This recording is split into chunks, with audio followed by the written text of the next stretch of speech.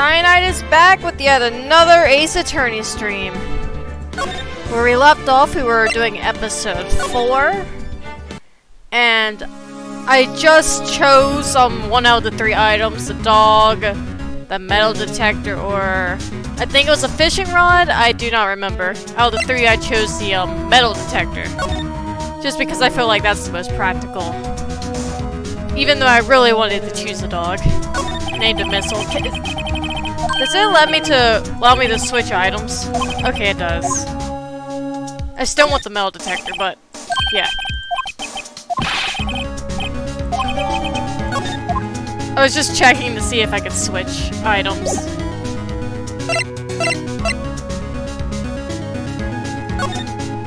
For the near future.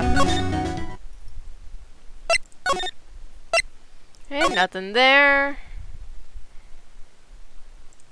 Let's see. Anything new here now that I got the metal detector? Nope. Not one bit.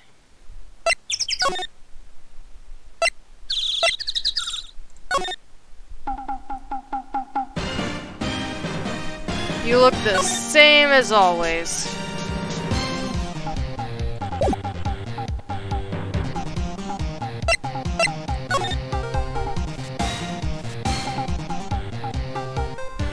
Alright, let's see. Is there anything new here now that I have a metal detector? I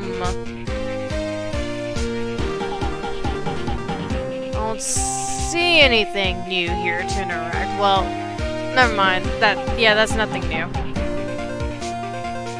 Wait. Something. Oh, those flags look sadly out of place here. Flapping listlessly back and forth in a cold wind under a cold sky. I don't know. I think it gives the place a kind of festival atmosphere. It reminds me of the War of the Eyeglasses. The War of the what? Huh? What? You mean you don't know the War of the Eyeglasses? What the heck is it? Our local fair used to do it every summer. Huh, I guess we were the only ones. I guess so. I ask again, what the heck is it? And I do not receive an answer. Oh well. Let's see, anything else new of interest?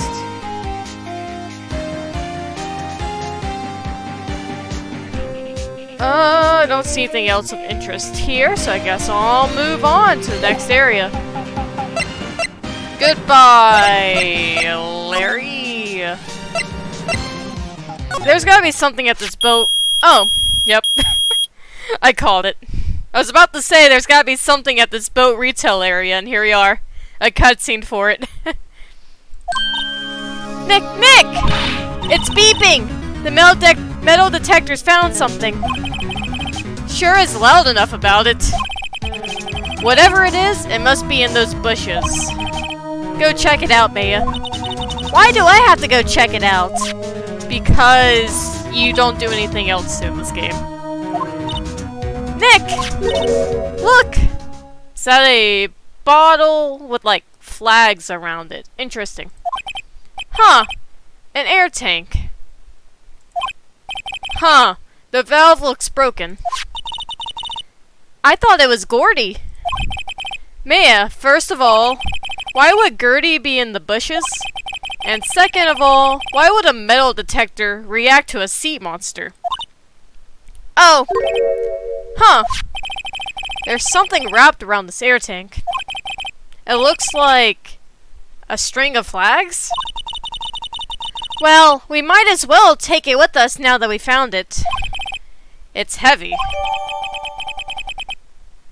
Air tank of dubious value retrieved. Interesting. That is very interesting.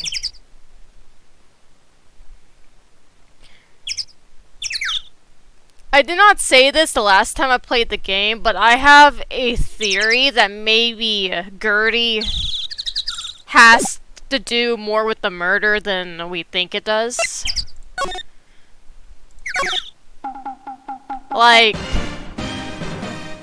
what if it's like some blown up monster thing in the water that somebody used it to disguise themselves as?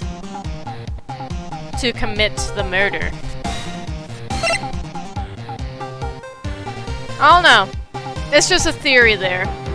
Especially since, the more I think about it, also referring to the last time I played this game. Remember how in the trial it said there was,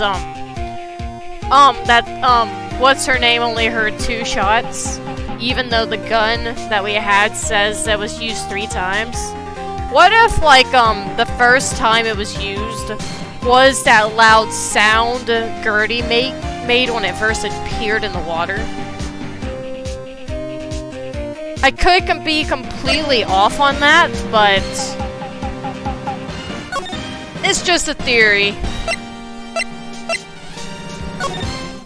Just my thoughts on possible situation there.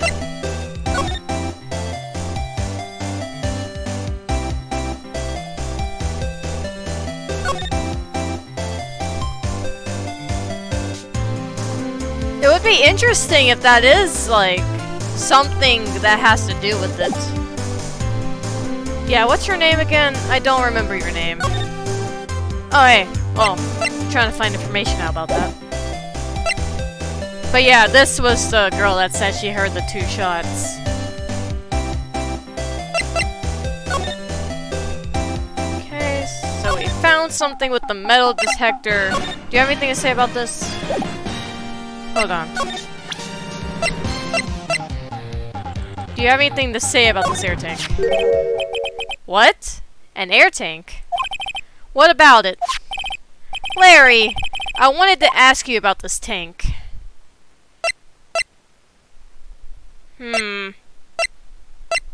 Is it yours? Say, is this air tank yours? Why would I have a thing like that? I don't know, I was just wondering, since you do have this big balloon behind you that you blew up with there, so the possibility was there.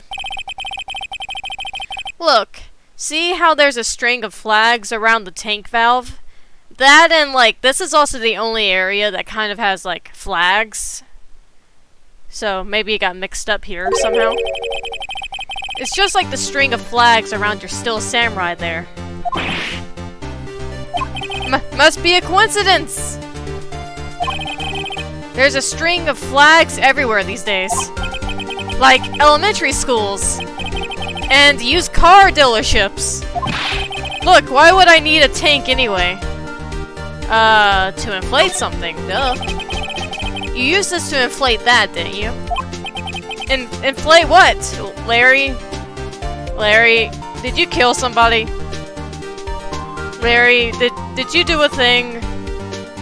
I swear if you're the second witness, I'm still gonna be upset. What else? That big, puffy Still Samurai. Now, why would you go asking me a question like that? Looks like I hit the nail on the head. Right. Actually, see, the compressor I always used was on the fritz. So I tried using the tank to inflate it just once, and it didn't go so well. As I suspected. Ask more about the tank. It didn't go so well. Yeah. Do you think you could be a little more specific? Come on. Look, it's embarrassing, so I really don't want to talk about it. Tell us! Tell us! Fine. Whatever. It's like what I said, the compressor was busted. So I took the tank and tried to fill the samurai up with that. And then... blam!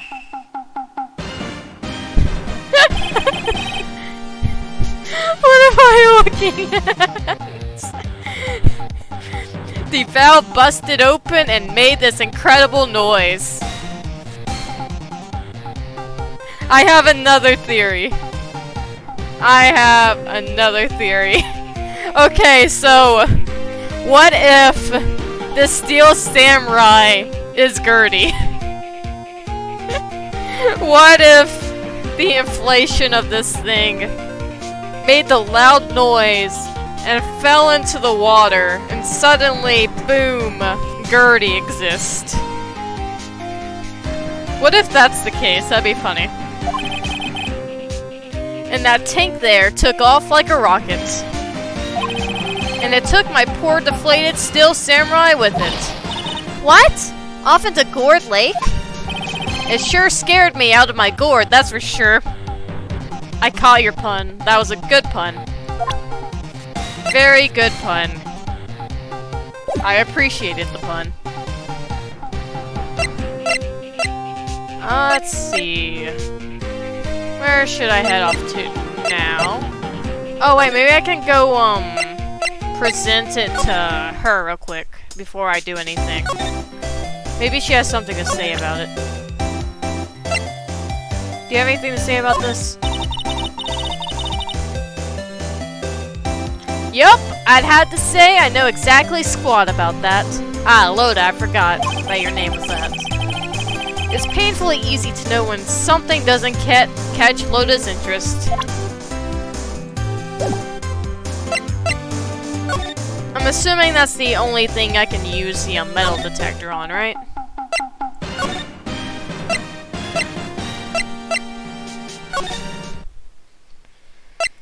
I guess I will...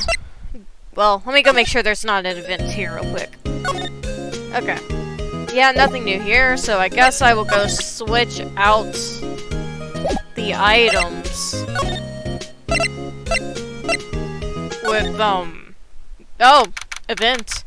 December 26th, Police Department, Criminal Affairs. Detective Gumshoe isn't here. Guess I'm not switching out the items then. Now that you mention it, didn't he say he had a meeting to go to? Ah, that's right. Let's come back later. Okay, gotta find something to do then. Okay, nothing there. You're still out of town.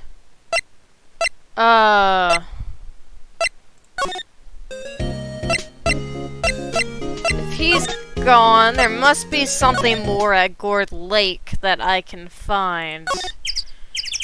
That I have missed, or maybe has now triggered now that I've gone to that cutscene.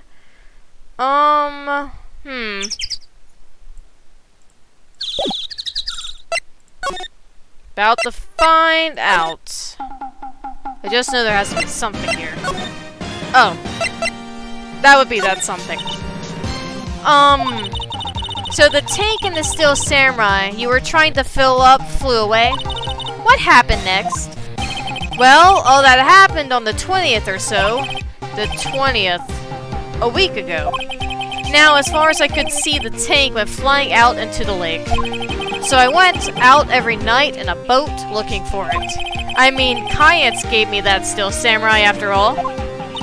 And when did you find it? Just the night before last.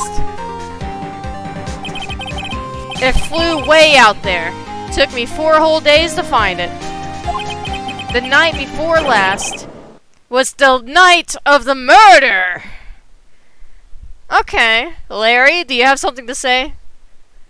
Do you have something to say, Larry? Sorry for not telling you, Nick. Actually, I was here on the night of the murder. Yeah, I kind of figured at this point. You are 100% the second witness, aren't you? You are not a doubt. You are the second witness. I'm mad. But you see, I went home before midnight. So you didn't know about what happened. No. That's too bad. Okay, maybe he's not the second witness after all. It's not all bad. We've solved one mystery at least. A mystery? Maybe we should go tell her that the thing was probably Gertie in the water. That's probably what we're gonna go tell her. Maybe.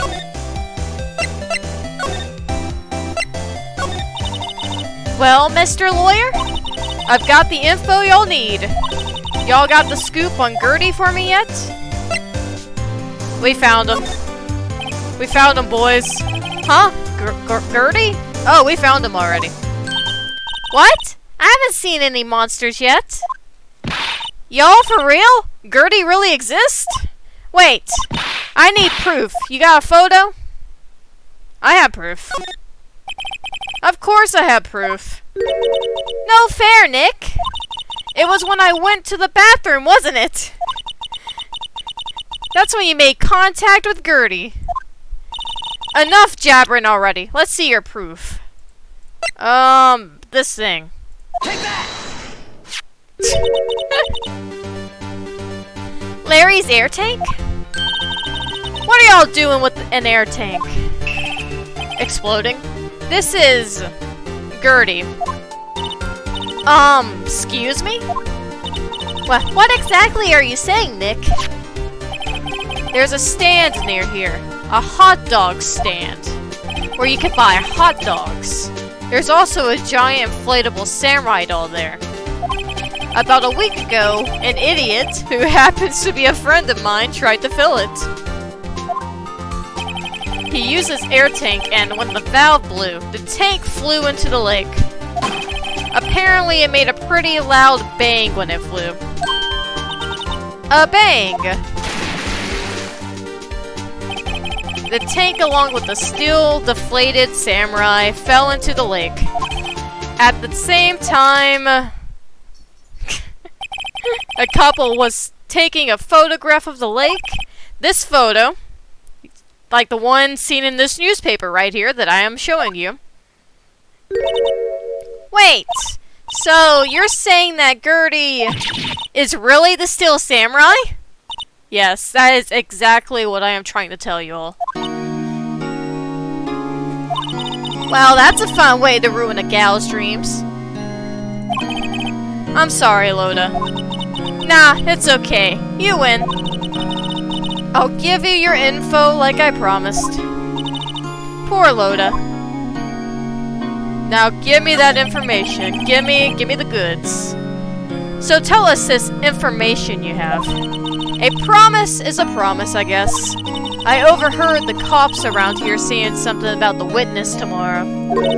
They said he's the caretaker of the boat rental place up the path here. Well, that's not Larry, but that's an interesting thing. He has been missing from the boat retail shop this whole game. Boat rental? Yeah, the boat. The guy who sells the boats that go on the water. That guy. There's someone there. I mean, it looks so deserted. Just an old guy, living all by himself. Y'all should go check it out. I already have like 1,000 times and nothing interesting's there. Thanks, Loda. We will. Let's get cracking, Nick. Hold on. Something else? Yeah, the night of the murder. My camera clicked twice, you know? Wait, so you have another photo? Well, yeah, but there's nothing in it at all. Just a lake. Give it to me. Give me the photo. Hand over the photo. I figured it wouldn't be much use as evidence, so I kept it to myself. Give me the photo. Hand it here. Let me see this photo. Well, it might not be helpful at all, but... Here, take it. Yes, give me the photo.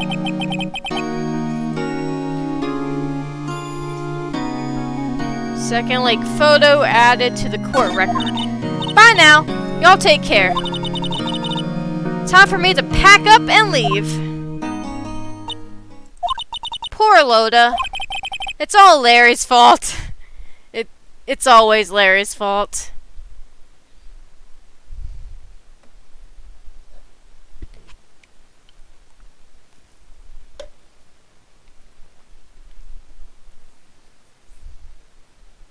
Wait, why are you yelling never in the chat? Was it something I said? Or was it something a character here said?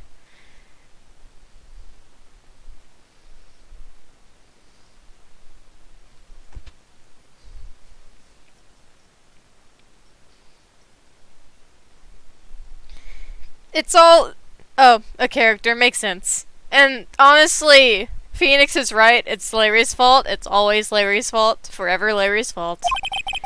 The legend still lives on, I guess. The legend? Yeah, the legend of Larry. Familiar to all who know him for any length of time. The legend of Larry. Man. Larry does have this huge reputation forming about him at this point. Oh, man. Poor Larry. Poor Larry.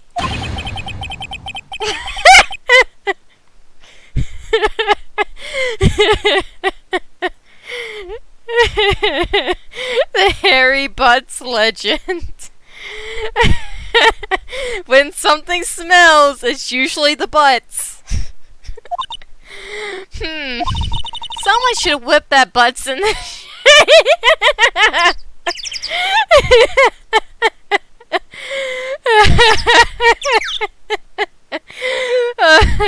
I love all the butts jokes. I love it. It's beautiful. Oh man, that's great. That's some good stuff right there. Is the camera gone? No, it's still here. Oh man, that's funny. Do you have anything new to say? No. Wait, hold on. I wanna look at... Can I go to my... I wanna look at the second picture. Hold on.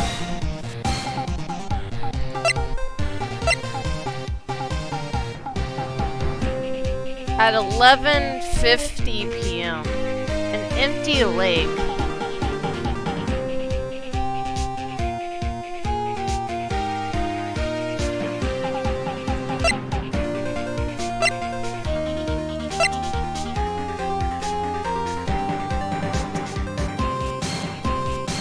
$12:15 a.m. Oh, he is still on the screen.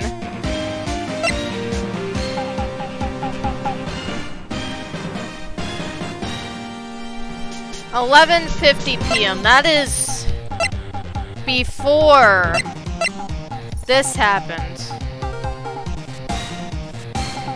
That's a big time gap.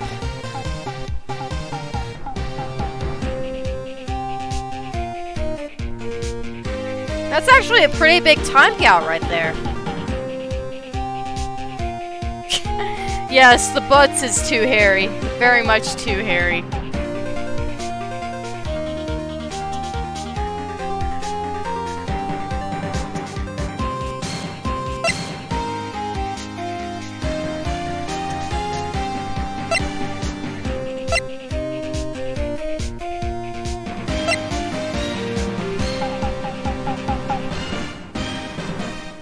Interesting.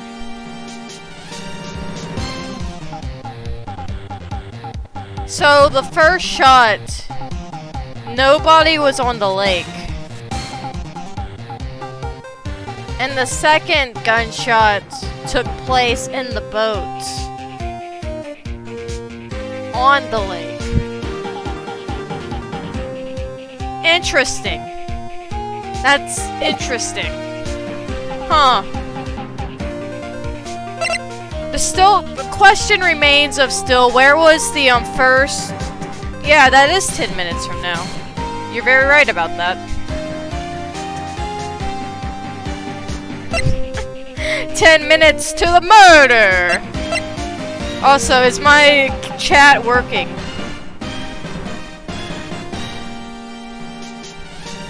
Is the chat on the stream working? I forgot to ask that. Is the words appearing on the screen? Are they?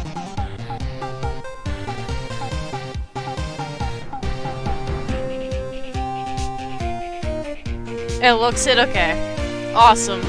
So far, so good. Chat not broken. That is good. That is good. Let's see. I guess I'll go to the boat rental shop now since she told me to go there. Maybe the guy who owns the place is back. Hey, Nick! This is the boat shop that Loda was talking about. You're right. Doesn't seem to be anyone around at all.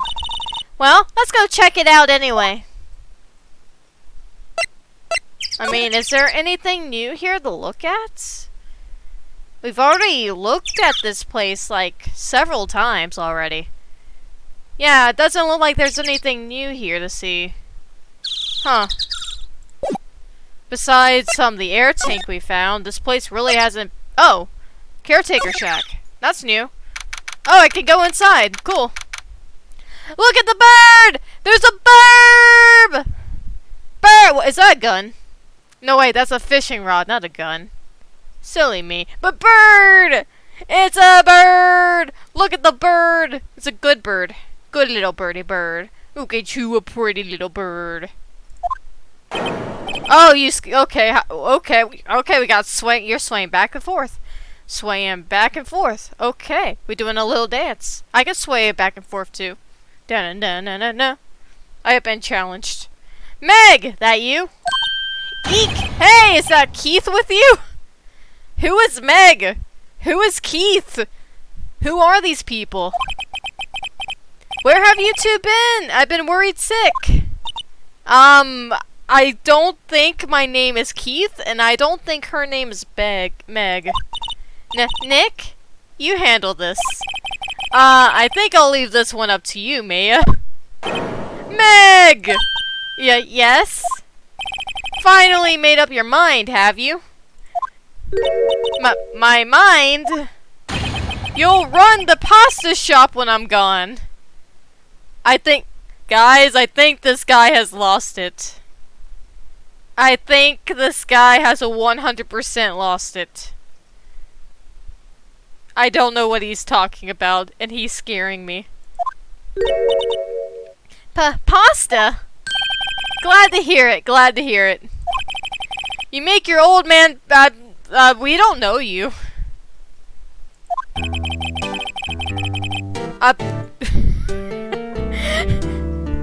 When you kids left the house, I didn't know what to think. How am I supposed to keep this place running? An old man like me. Polly! The kids are home! Hello! Hello! Squawk! Nick? What was that? A parrot. The one on that perch. Keith! Yes? I leave the wet noodle in your capable hands, Sonny. The wet noodle. The wet noodle. That's a beautiful name. Also, my name is not Keith, but I guess I am Keith now. Nick? What's the wet noodle? I don't know, but... I don't want to find out what a wet noodle is. Based on the available evidence, I would say it's the name of his pasta shop. I don't know about you guys, but I do not want a taste of his pasta. That's a relief, isn't it, Polly? Hello! Hello! Squawk! Yup. Oh my goodness, it's Brayden. Oh my goodness, he pulled a Brayden.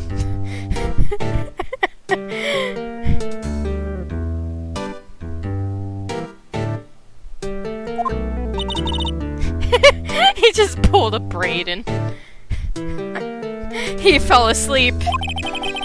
I guess he's relieved.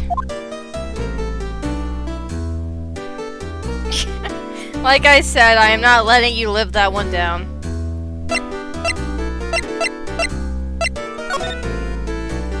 I don't think he's going to talk to me. He's asleep. Okay, it's bubble popped. A pasta shop. Yup, to think the wet noodle will live on when I'm gone. My father started it, you know, so that makes you the third generation. Meg! Yes? Tomorrow we'll start with the secrets of dough tossing. The dough tossing? You too, Keith. Yes. You'll be the best pasta wrangler the West has ever seen. How about I don't become the best pasta wrangler? Oh, I can make so many bad jokes. Pasta wrangler? The West? Isn't pasta from Italy? Okay, he's angry. Meg! Yes? You know the best pasta's always been made west of the Rockies, don't you? But right, of course. Everybody knows that. Nick? Huh?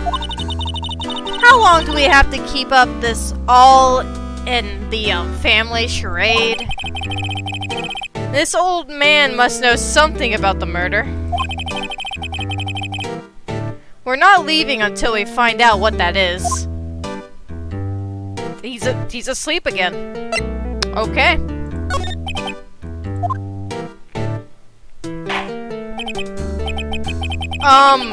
This is a boat rental shop, right? What are you talking about? This here's the place of the pasta, the wet noodle. But there's a sign. There's a sign above us that says boat rental. I didn't see a single sign outside that said wet noodle. Now that you mention it, we haven't gotten many orders for spaghetti lately. All the kids come up and say, "Yo, dude, we want to ride in one of your boats." That's why I keep them boats out there. Youngsters these days. Darned if I understand them. I'm pretty confused myself. Nick! This isn't going anywhere. But this old man is the witness tomorrow, right? We've got to find some way of getting information out of him. I don't think this guy is gonna make a very good witness. Not one bit. Bird! Wow, what an amazing parrot that is. Good morning. Hello? It ignored me.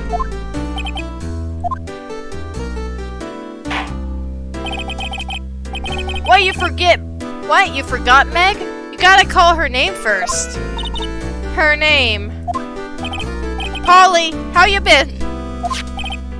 Hello, Squawk? See? Neat, so the parent's name is Polly. Parrot added to the court record.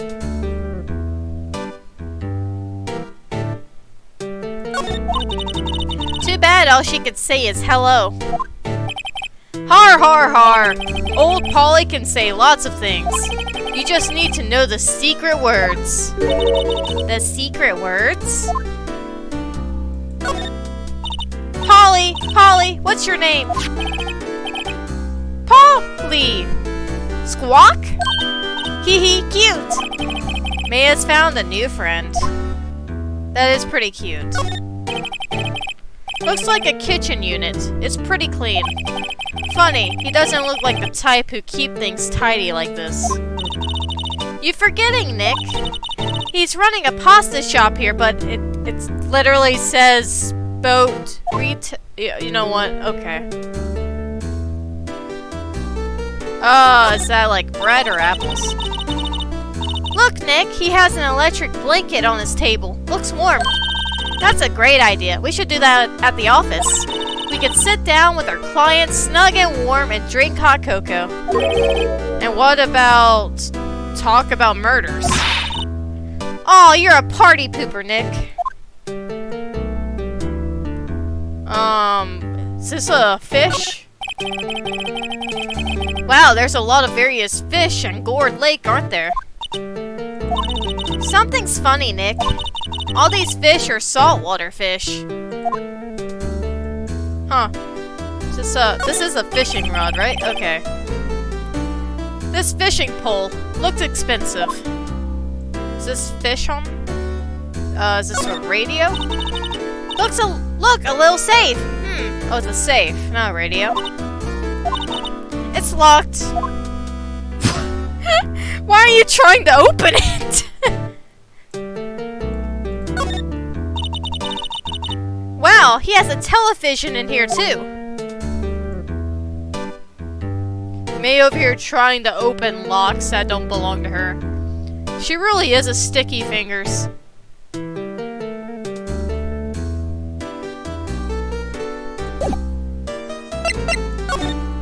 Oh hey, Polly.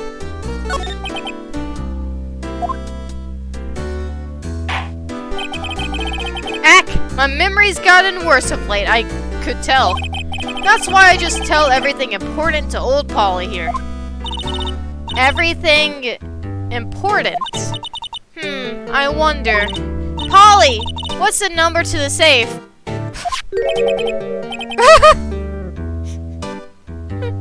1228. Alright! Hey, Polly, watch it, will ya? Hee. See, Nick? All it takes is a little clever thinking. And a criminal mind. Quick, Nick! Write that number down. Hey, don't get me involved in your little haste schemes. Wow. Wait, can I actually open it now? Hold on. Can we open this? Nope, okay. That'd been funny if we could.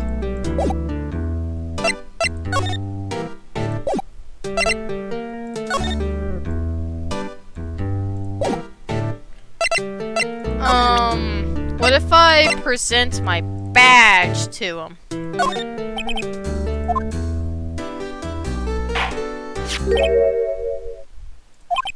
That's a lawyer's badge. Yes, it is. I don't believe it.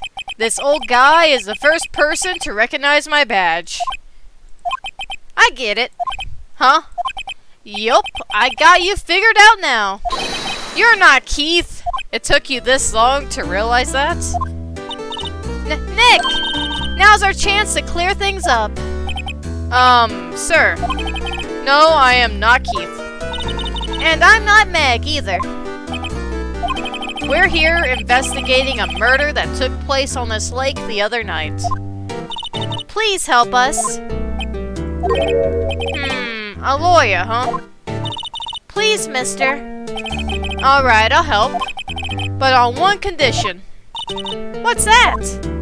When this case is over and done, you'll run the wet noodle. I'm sorry, but I cannot promise that. I can't make that promise. Is that way to treat your old man? Bah! You want my help? You've come to the wrong man. Uh-oh. Now he's grumpy. Not to mention he still thinks we're his kids. Maybe we should just lie and say we'll run his shop. Okay, we promise. Nick, are you sure about this? Hey, anything to get this case off. Also, who wouldn't want to eat Phoenix noodles? Heh. Honestly, that'd be pretty cool though if there was actually like a noodle brand called Phoenix Noodles. That'd be pretty cool. I would 100% get some brand of noodles named that. Maybe I should like somehow figure out a way to make a noodle thing, like a noodle store or something, and just make them all Phoenix Noodles. That'd be cool. I guess so. Or I wonder if there's already a company out there that makes noodles called Phoenix Noodles. Now I'm curious. I'm gonna have to look that up later. That's my boy. Good for you, Keith. Well, wait, didn't I just say? You too, Meg. Yes. Hehehe. You bring a tear to your old man's eye, you know? Now, what was that you wanted to know? Speak up, Polly.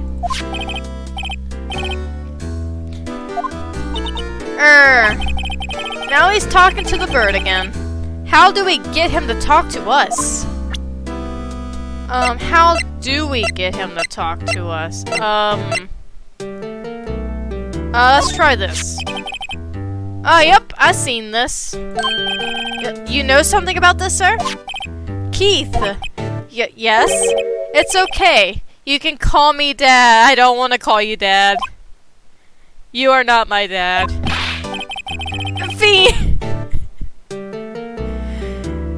Oh, Phoenix, this is the weirdest situation ever. Dad, you know something about this. Yup. The other night, out on the lake. Yes?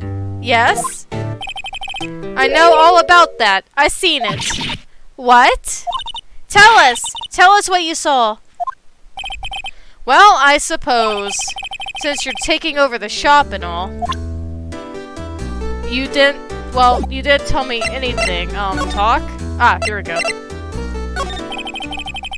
I forgot the time, but it was pretty dark outside. Probably night, yup.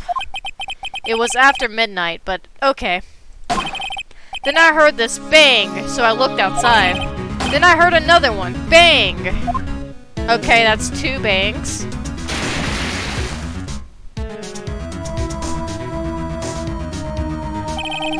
A little while later, this boat comes back. Then a young man walked by my window here. He was muttering something to himself, yup. What did he say? Yup. I forgot. I'll remember tomorrow by court time, promise. We need to know earlier than that. You know what? Little Terry was just here. Who is little Terry? Terry? Yup. That kid next door. You always used to make him cry, remember? He was wearing his tattered old coat, got himself some whiskers growing out of his face. He must be talking about Detective Gumshoe. He comes up and tells me to come down to court tomorrow. Really? Somehow I don't think we're going to get much useful information from this guy. Maya, maybe we should be leaving. I think you're right. Oh wait, I had one more question. Huh? Polly! Polly! Have we forgotten something?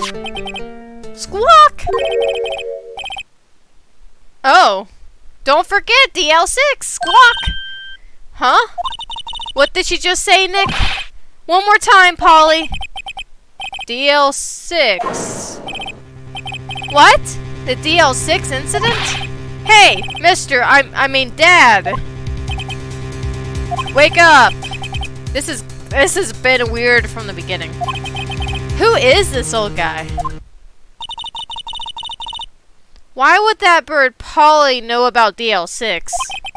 We have to figure out who that old man is. Oh! What? He locked the door from the other side.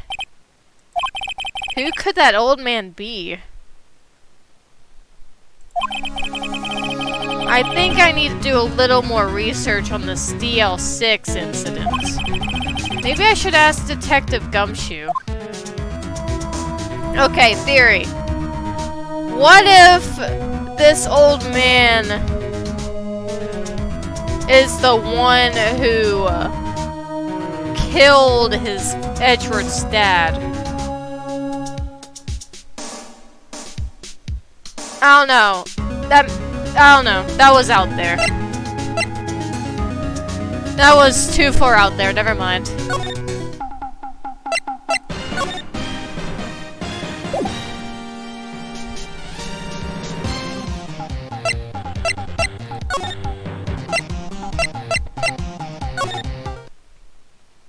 I just know the murderer has to be somebody we've interacted with, right, so far? If it's not Edgeworth, it has to be either someone we haven't met yet or somebody we've already interacted with.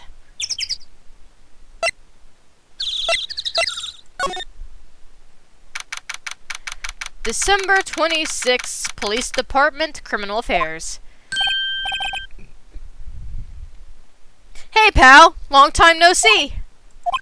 You don't look so happy. What's wrong this time? Actually, we wanted to ask you something. Yeah? I want to know more about both of these. You know that boat rental shop down at Gourd Lake? Oh, yeah. The old man who runs it is appearing as a witness in court tomorrow, right? Huh. How'd you...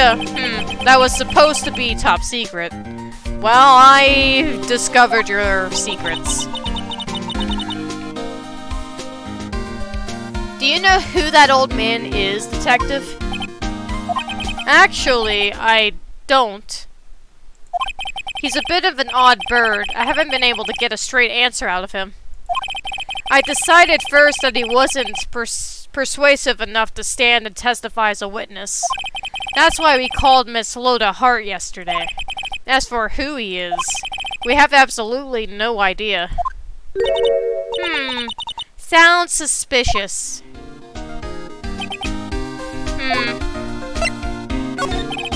Detective Gumshoe, please help us. We need to know about the DL6 incident. That was when Edgeworth's father died. I can't help but think that was some. Well, let me finish this. It has something to do with this current case. Thinking back about the game later, well, earlier in the game, wasn't there a dialogue that said that the person who killed his dad, well, the person who was on trial, didn't say that he would have been like age really 80s or something like that, if he was still alive to the day?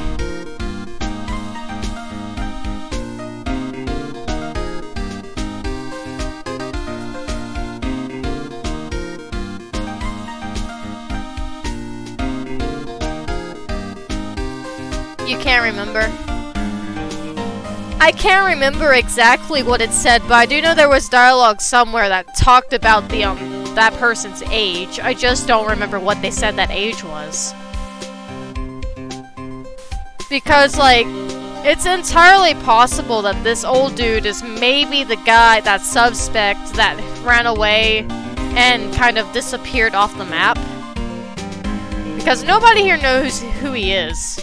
And he's clearly lost his mind in the house. And the bird even knows the DL6 incident. And he's old, so I'm kind of like... Yeah, I also have a feeling that he is. That's what I'm getting at here. To tell the truth, I don't know much about DL6 either. Mr. Edgeworth forbid us from reading the file. So, I'm afraid I can't show them to you either, pal. What? However, if you can convince me somehow that the DL6 incident is related to this case, well, I guess I'd consider opening the file up. Do I have anything to present to you for it? I will present this bird. Wait. Imagine Phoenix just carrying around this bird. Well, actually his pocket, it's a dimensional pocket. So he could just reach into his pocket, grab the bird sitting on the stand, and yank it out of his pocket and be like, here, I have a bird. Imagine. The parrot knew about that incident. That incident. DL6. What?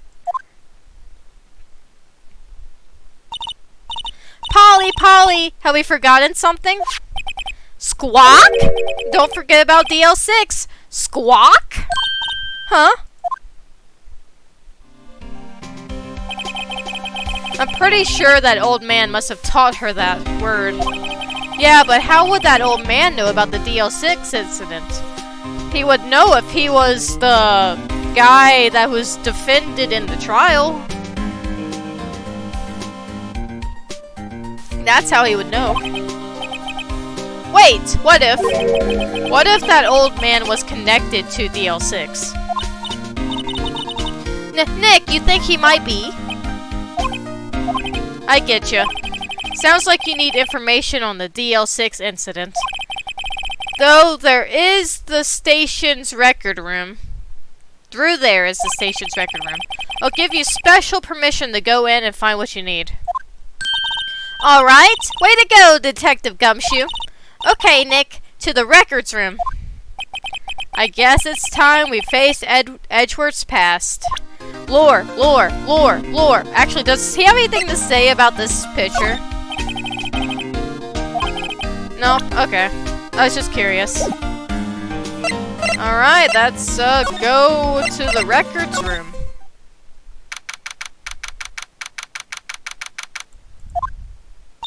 Wow!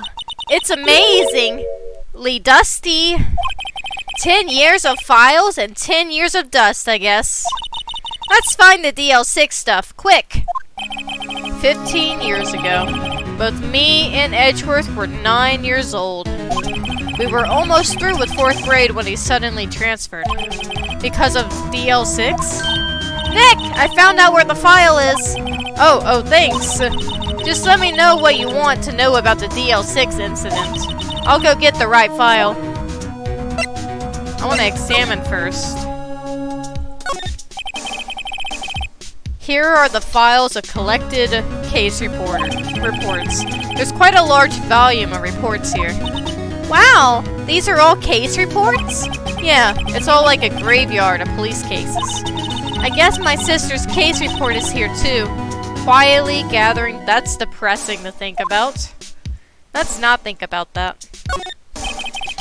There are shelves stuffed with case files in the back of the room too.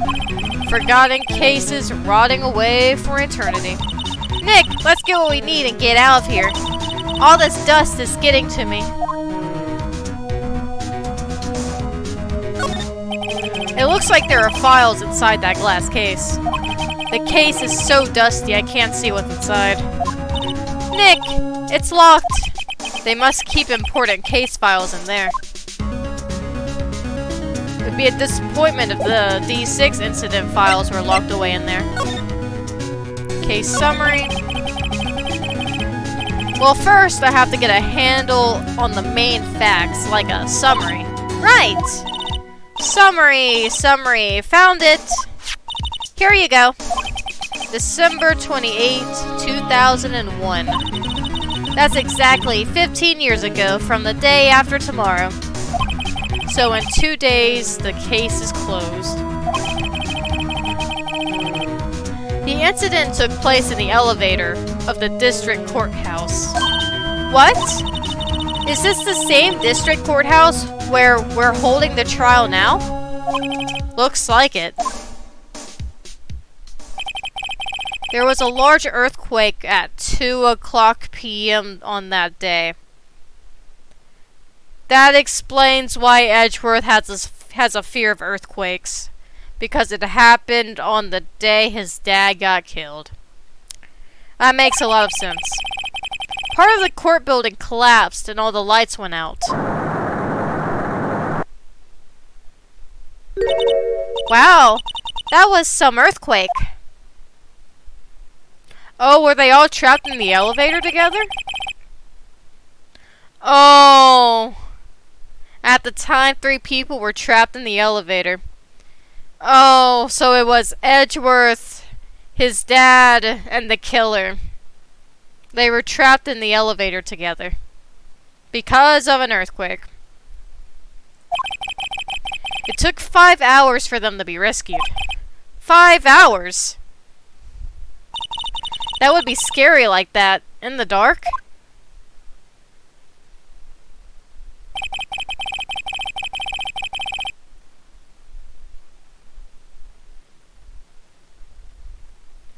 There was a lack of oxygen in the elevator, and the survivors were unconscious.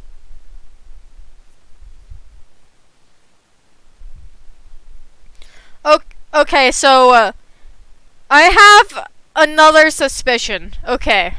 So, if this is the DL6 incident, and if, the said killer is still around that killed his father, what if, and if the, like, I'm trying to figure out how to explain this.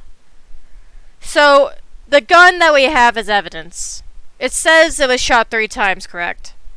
And I'm looking at this photo, and I see this bullet hole right here. So, if it's the same person connected to the DL6 incident, what is the possibility that it's the same gun and the first shot took place during this killing?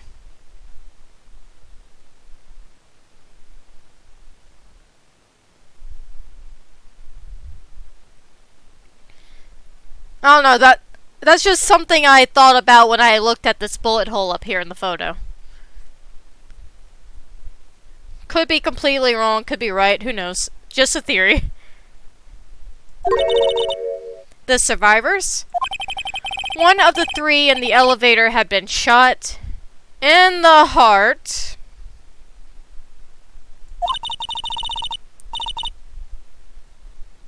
Same cause of death. Exact same cause of death. So, his dad was shot in the heart. And the current killing, also shot in the heart. We got a serial murderer here.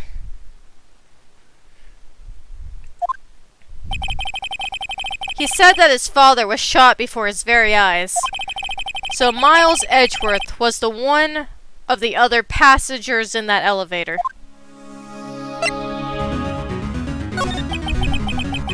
Do you have data on the victim, Edgeworth's father? Yeah, hold on. Victim, here, found it. Gregory Edgeworth, 35. Defense attorney. If he were still alive, he'd be 50. Okay, so, like, if he's 50, the other guy has to be, like, 50 or older then.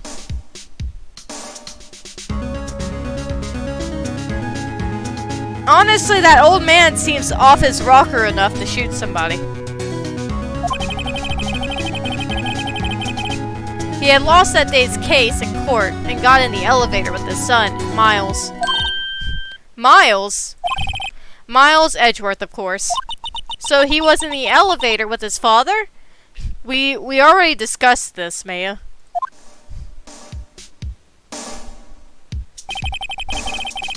From the angle of the bullet and other evidence, it could not have been a suicide. The murder weapon, a pistol, was found in the elevator. Pistol. One this time is also a pistol. Wait. The pistol had been fired 2 times.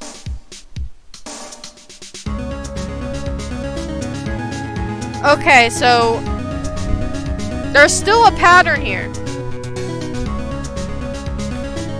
It doesn't quite add up to the theory I said earlier, but there is still a pattern. This pistol was fired 2 times. The pistol that killed the other person was also fired 2 times. There is a obvious pattern happening in this case. Where have I heard that before? You know exactly where you've heard that before. It's in our current case. Huh! It sounds just like this current case. What's going on here?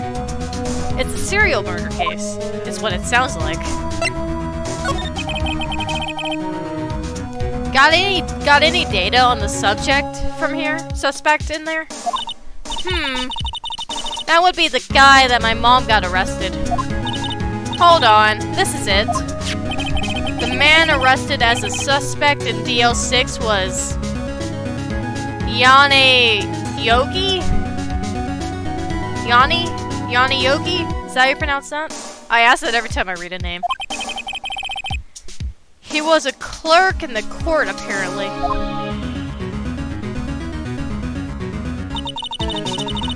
So he must have been the 3rd person in the elevator. Well then, he had to have done it. But he was found innocent thanks to his defense lawyer, Robert H. But if he is the killer, why would he kill the defense attorney? Unless he just so happened to miss and accidentally shot him instead of Edgeworth. Right. The suspect, Mr. Yogi, was oxygen deprived, so much so he had brain damage. So, we're confirming that this is the old man in that house, in that shack now, right? He lost all memory of being in the elevator. After he was declared innocent, he disappeared. Where could Yogi have gone to? I think I know exactly where he is. He may be closer than we think. Yeah, he's in the boat shack. That's where he is. I guess I know generally what happened in DL6 now. I still don't know what sort of impact that whole thing had on Edgeworth. Nick, are we going to take the whole file? There's too much. We'll never get it out. You're right.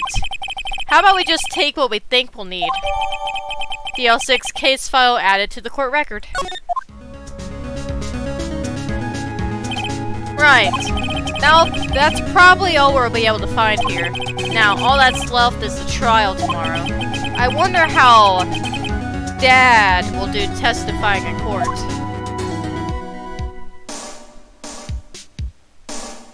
I wonder what would happen if I chose, like, the dog or the fishing rod or something.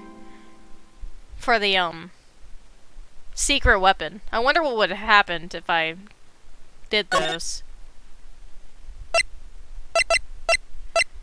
Speaking of which, I want to save somewhere. I'm gonna go save in file 9.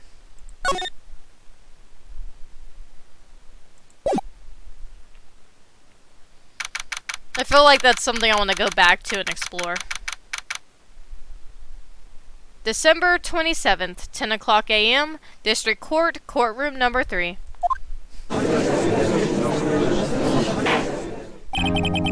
Court is now in session for the trial of Mr. Miles Edgeworth. The defense is ready, Your Honor. I still want to punch you across this room. Very well, apparently the prosecution is also ready. Who is the judge here anyway? Mr. Von Karma, your opening statement. Very well, no opening statement, so... Okay. Not so fast, Judge. I was taking a meaningful pause before speaking. Right, of course. A prediction. Today's trial will end in 3 minutes from now. Order! Order! Mr. Von Karma, what is the meaning of your statement just now? Bah! Must you question everything? It will be over in 3 minutes, so we have no time to waste. I'll call my witness now. Right. I call my witness, my decisive witness, to the stand. It's that mysterious boat shop owner who's asleep during the trial. Witness, state your profession. Muff! Zeus. I am the prospector of the restaurant The Wet Noodle at Gort Lake. And I also rent boats. The night of the incident, you were in the boat rental shop, correct? Yup, I was. Please testify. Wait a second. We still haven't heard who this old guy is. Raise an objection. Objection! Wait a minute. The witness hasn't stated his name yet. Because I did not ask him, Mr. Wright. Bah! I have predicted this trial will end in 3 minutes. Stop asking trivial questions and cooperate. Yeah, right. The witness will state his name.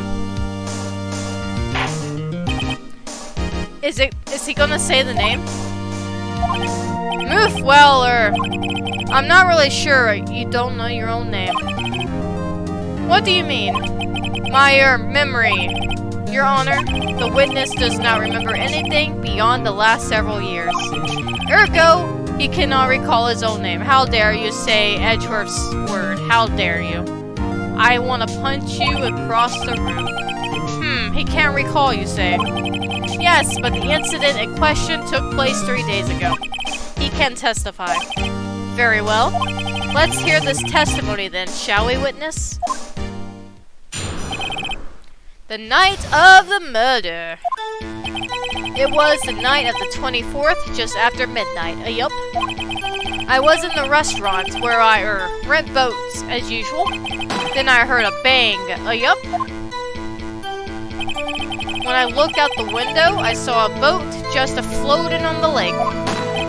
Then I heard another bang.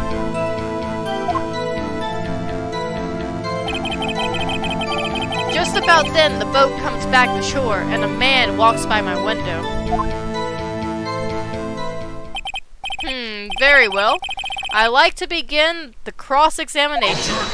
Will you please stop? It's too early for this. There is nothing to question in my witness's testimony. There's everything to question in the testimony. I am going to punch you. If you say that word one more time, I will somehow break into this game and I will punch you across this courtroom.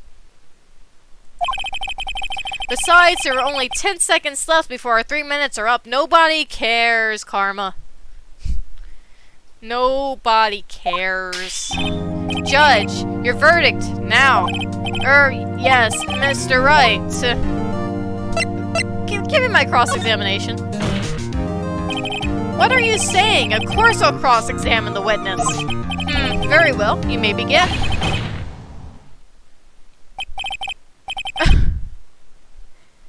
Excuse me, Mr. Von Karma? 3 minutes just passed. I see, well then, let's just take our time. You may cross-examine the witness.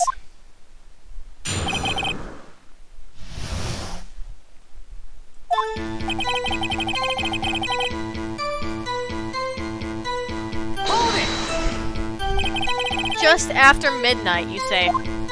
Yup, just around then. Are you sure? Pretty sure, yup. When I talked to you yesterday, you were rather vague about the time. I'm surprised you seem so sure about it today. I asked him and he remembered. Isn't that right? Don't glare at me like that. I remembered it clearly, I did. Yup. You see? Continue.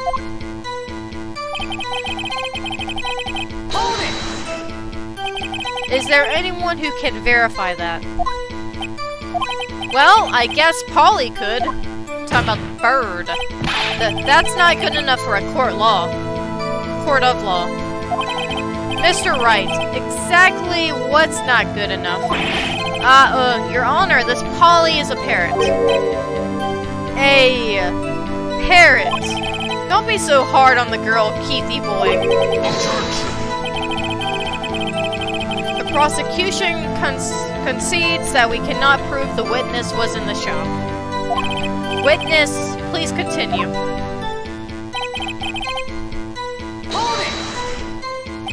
And where did the bang seem to come from? Can you please stop falling asleep in court? From the lake, I figure. Are you certain? Yup. Good. Continue.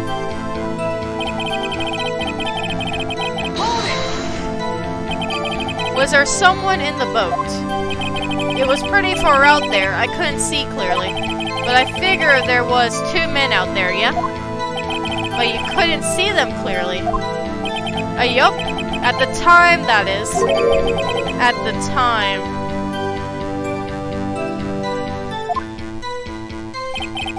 Then I heard another bang. So you heard 2 gunshots total. Yup. That's what Lotus said in her testimony yesterday.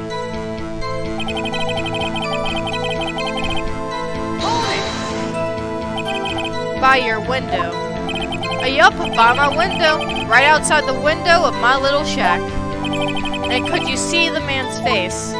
Well, the fog was pretty darn thick, but he was right there in front of me. I saw him. This is a rather important detail. Please add it to your testimony. Tisk, tisk, tisk. I have a bad feeling about this. I always have a bad feeling about this. That man The man was the defendant. He was saying, I can't believe he's dead.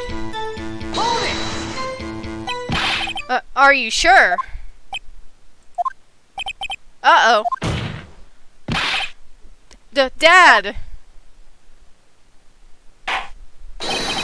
Dead certain, Keith. He said, I can't believe he's dead, as he was walking by, too. Witness, are you sure that the person you saw was Miles Edgeworth?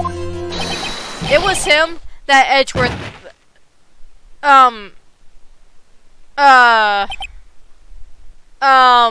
did he just die? Or did he just panic? This sounds like decisive evidence indeed. I see no room for doubt. Fallen karma.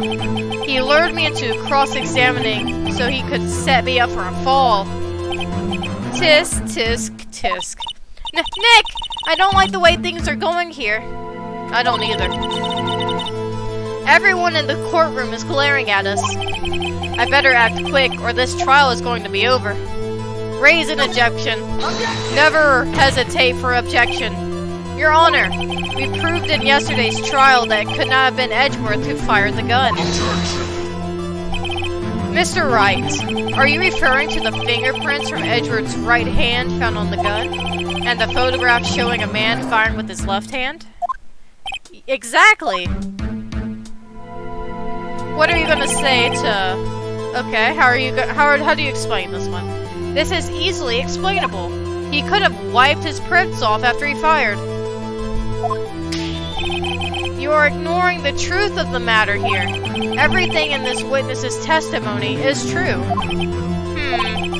The judge is lost in thought. What should I do? Keep raising the judge. Just keep doing that, yeah. Your Honor. This witness claims that Edgeworth said, I can't believe he's dead. But his word is all we have. If he were telling a lie... Mr. Wright, in a court of law, the evidence tells all.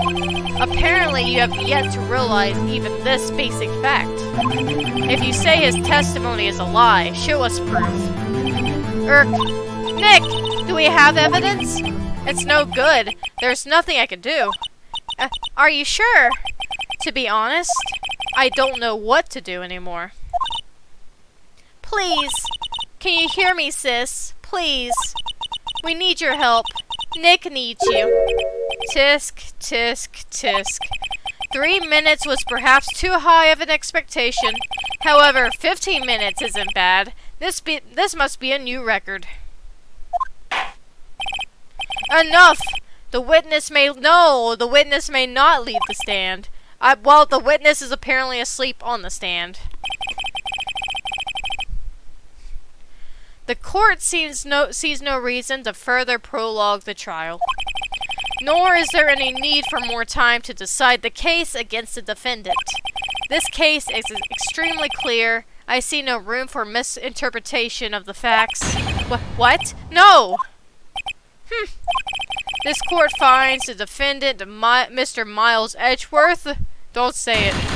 No! No! I refuse! I refuse! The accused will surrender to the court immediately. No! I refuse. No! To be held pending trial at a higher court within a month from today's date. That is all. The court is adjourned. Somebody do... Maya, do something. Please. Somebody do something. Strangle the judge.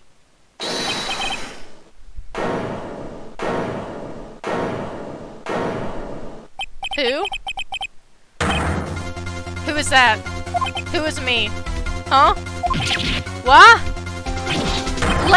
Larry! I thought you didn't witness anything, Larry! I thought you said you didn't know anything! What are you doing here? Listen! You gotta listen to me! I was there in the park the night of the murder. I wasn't sure about it until just yesterday. But today I remembered it. Remembered what? The gunshot! I heard it too! Order! What is the meaning of this? The verdict has been decided. I called for adjournment. One moment, Mr. Von Karma. So you say you heard a gunshot? Yeah, I did. A gunshot. That night. I was sitting here in the audience, listening to the testimony. Then I realized something he said was different from what I remembered. Anyhow, I can't just sit here and let you call Edgy a murderer. It's just not right. I'll testify. Let me testify. Order! Order! Well, this is the first time something has happened like this in my court. I'm not quite sure how to proceed. Judge, you've already given your decision. The trial is over. Nick! This is it! Larry's given us one final chance at this. She's right. If only it wasn't Larry. He could make things even worse.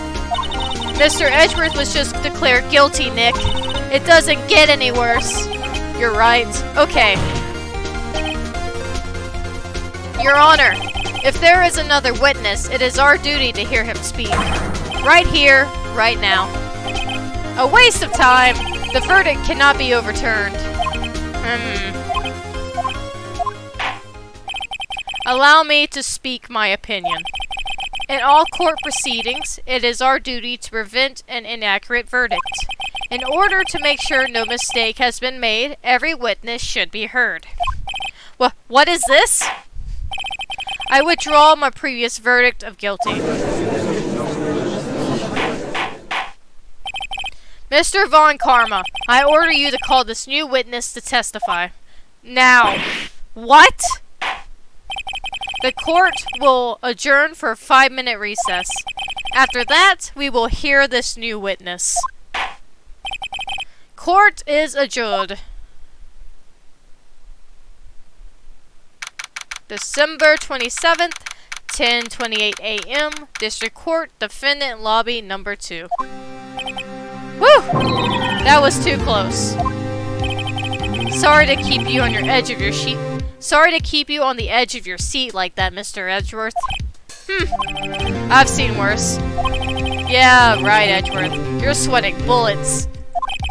I just wonder what Larry plans to say in there. Larry was at the lake that night? Yes. Apparently. He said he went looking for the Steel Samurai balloon that flew into the lake. Oh, right. And he found that balloon and the air tank that night. Yeah. Hey, Edgeworth. Huh? You say something, right? Yeah, a lot of things. You seem out of it. What's wrong? It's nothing. Mr. Edgeworth, there's something I've been meaning to ask you. What's that? Why are your fingerprints on the murder weapon? Oh.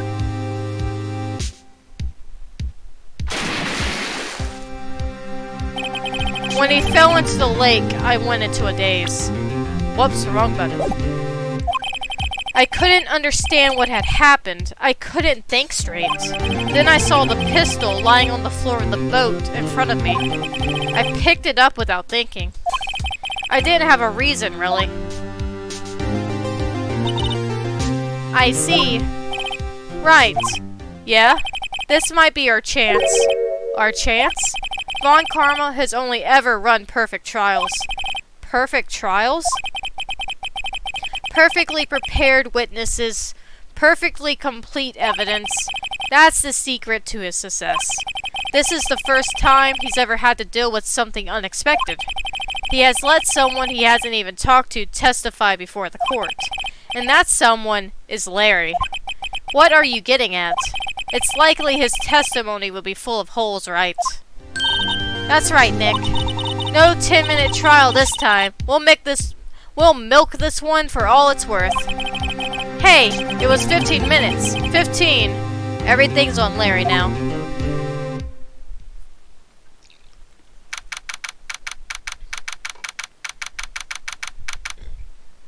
District 27th, 10:35 a.m. District Court, Courtroom Number 3.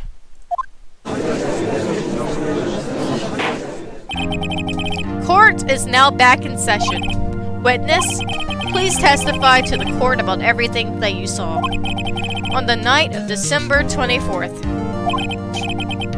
Right, leave it to me. Please, Larry, don't mess this one up. I hate to admit it, but you're our last chance. Von Karma didn't even have time to prep his witness. I just hope Edgeworth is right about this being our big break.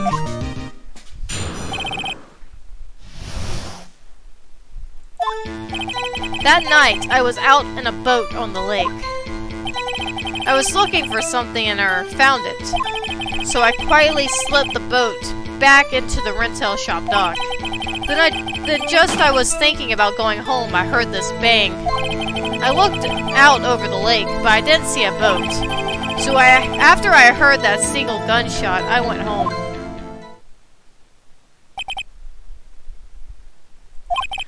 That was a unusually vague testimony even for this court. In any case, Mr. Wright, you may begin your cross-examination. Yes, Your Honor. What's wrong, Nick? It's Larry. I have no idea what he's going to say if I press him. I'm a little scared. Well, we've come this far. There's no way to go but forward, Nick. Well, looks like we're pressing him and seeing what happens. Something wrong, Mr. Wright. There were so many things wrong, I don't know where to begin.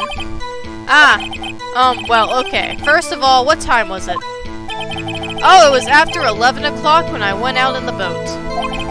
By that time, everyone had gone home for the night. So I waited until the coast was clear, so to speak. And why were you out on the boat at such a late hour? I was looking for something, and he found it. Looking for something. Yeah. Mr. Butts, what was it you were looking for? What the witness was searching for is irrelevant.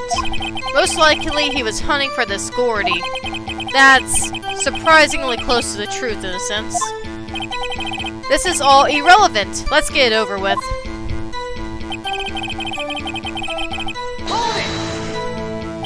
Around what time was that? Oh, well, let's see. I figure I was out searching for about an hour. I guess it was around 12 o'clock, yeah? You're not sure. Hey, don't give me that face. I'm not some sort of human sundial, okay? People use watches these days, Larry.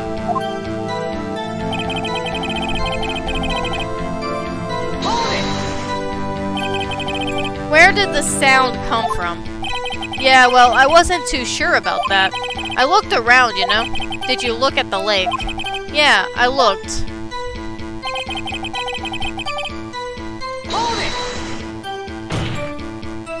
Wasn't there a boat on the lake? Order! Order! Well, Mr. Butts? Whoa, whoa! Everybody just calm down, okay? I mean, it was real foggy that night. I'm not sure whether there was a boat out there or not. Oh, okay, no problem. That's just the most important part of this case. Huh.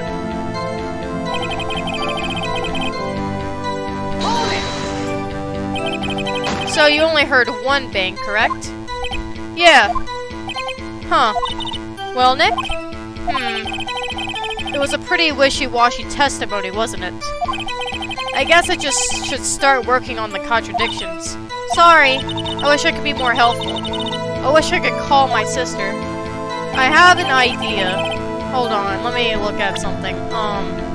So we're talking about the first gunshot. So that was at a 11:50. Hold on, where was it?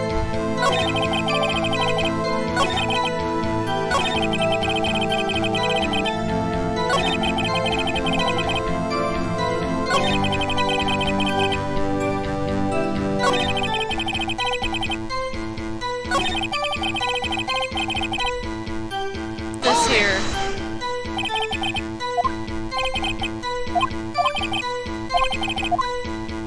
There was a contradiction. Where was it? It was the time.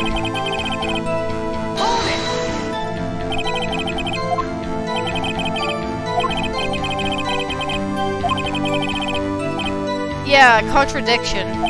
12.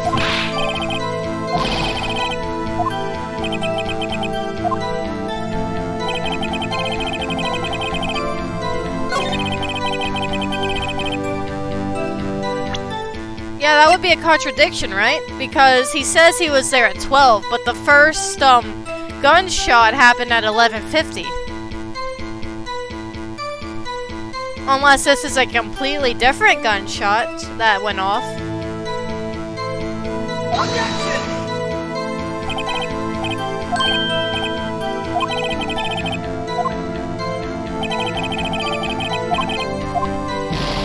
Okay, that's not it.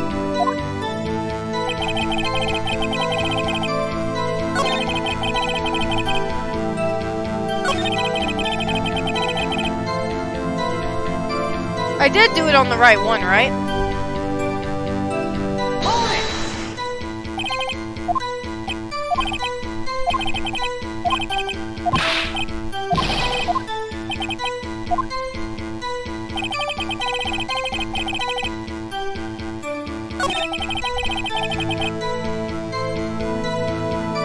Unless I'm supposed to present the photo with no boat.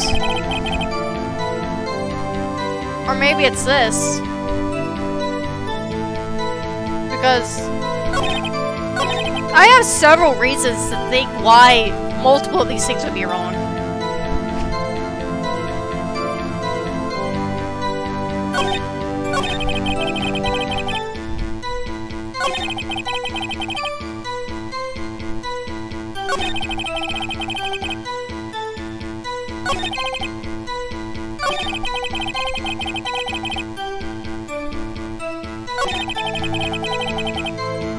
What evidence do I have again?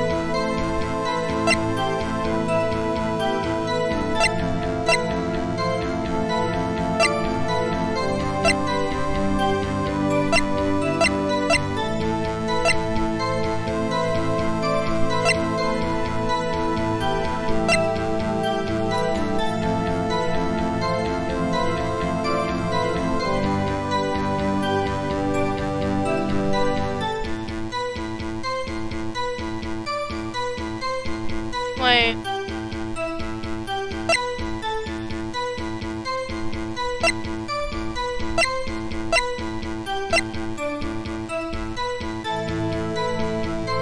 Well, this was before midnight.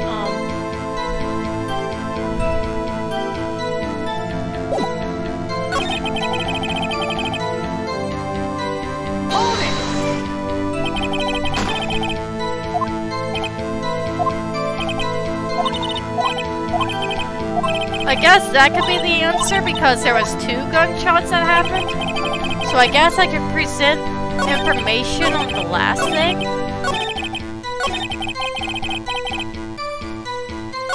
Whoops.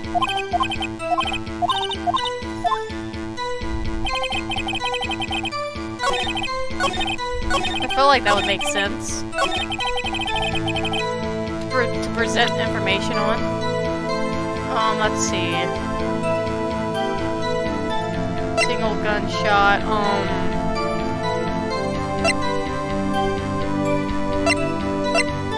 let's see,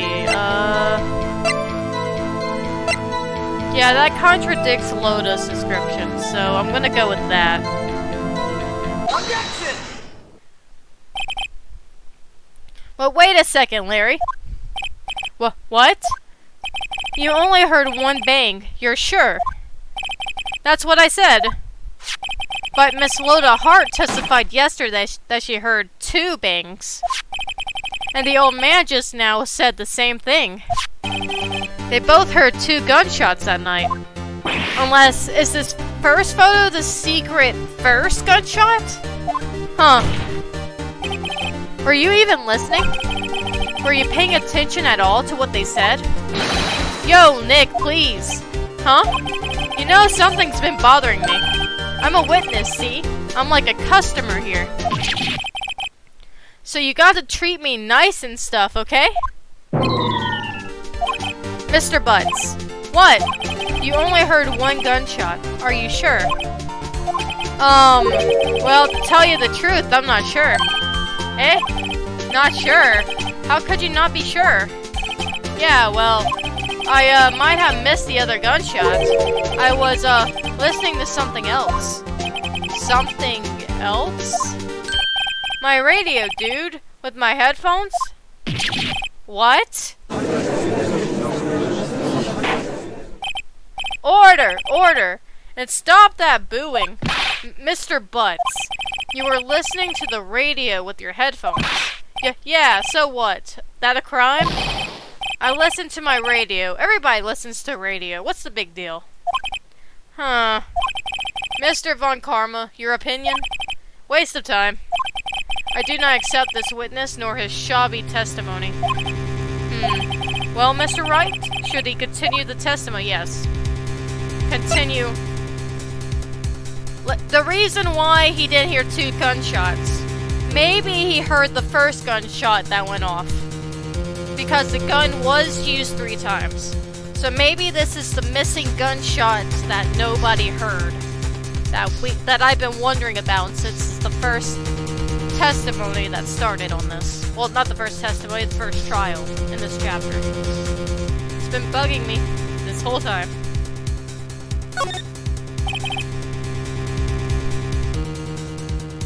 Your Honor, please allow the witness to continue his testimony.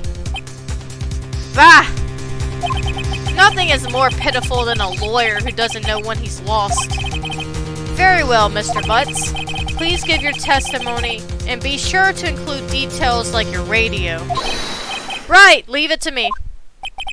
I wouldn't if there were any other way out of this, believe me.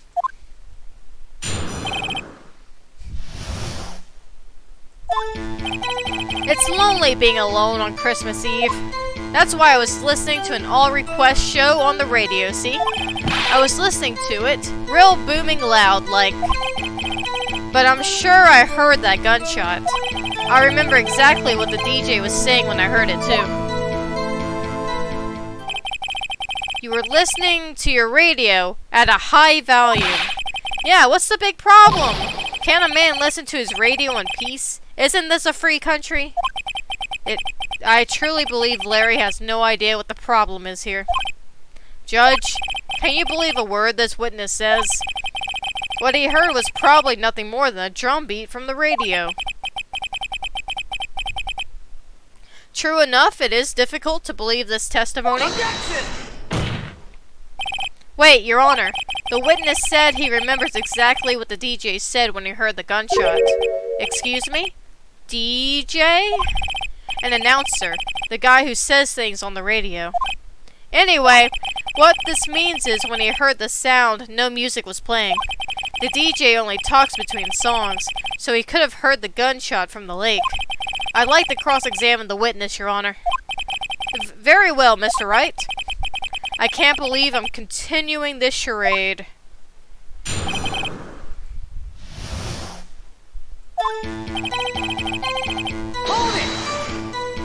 So, you turned on the radio. Right. I just wanted to hear someone's voice, you know? You don't know what it's like out there, alone on Christmas Eve. Alone. I shouldn't have said anything.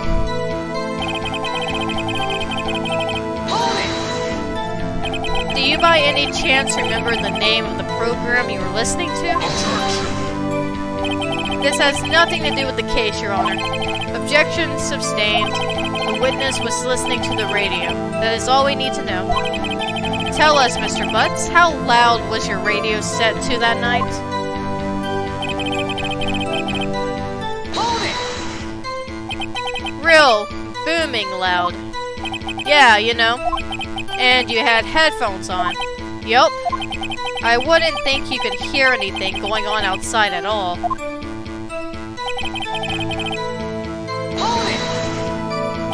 Can you prove that? No, of course you can't. Nah, I can't prove it. But I remember that moment real clear. I mean, while I was talking about it, it came back real clear to me, you know? So what did he say? What did she say? Mr. Wright, please cease these pointless questions. What possible good could knowing what a radio DJ said to us? Indeed, Mr. Von Karma has a point.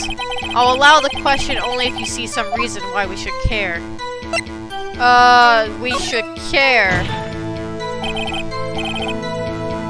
We should care, Your Honor. Of course we should. Why? Well, how do you know if we don't ask, Fine, very well. Mr. Butts, please testify to the court. What was the radio announcer saying when you heard the gunshot?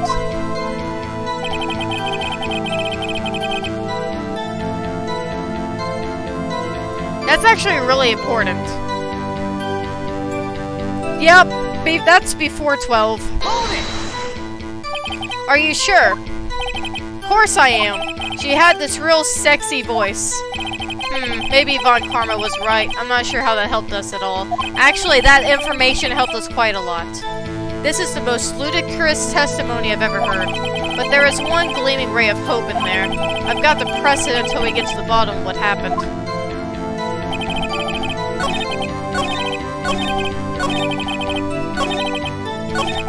Oh, whoops.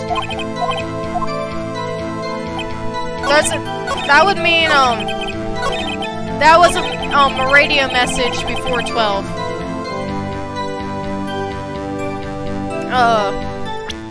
Let's see, maybe I could show the second, like, photo. Here.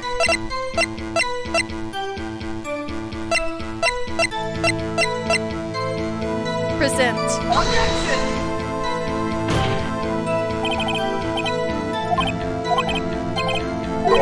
Come on. Oh, man. Okay, no.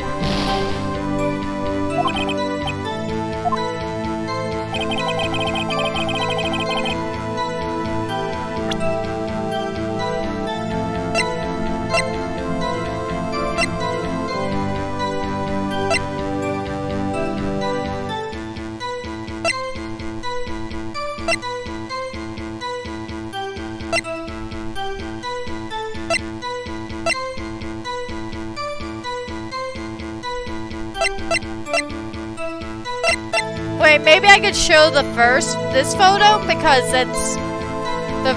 the shot was taken after 12? Because it's technically Christmas Day when it's 12:15, right?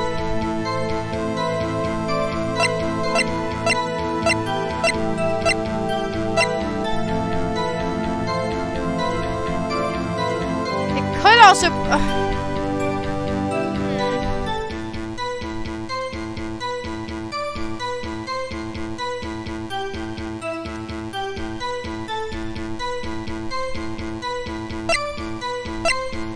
also I don't know. Just after midnight,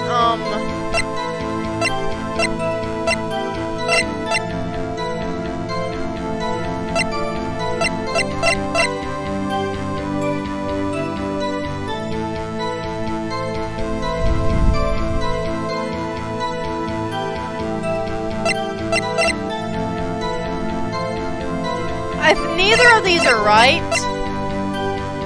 I don't know, which one should I present first?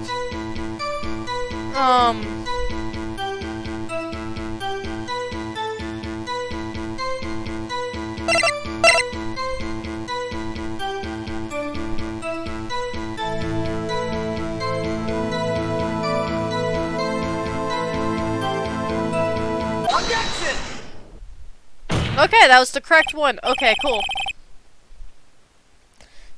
Larry, are you absolutely sure what you're saying is correct? Huh? What's with that face? You look scary, dude.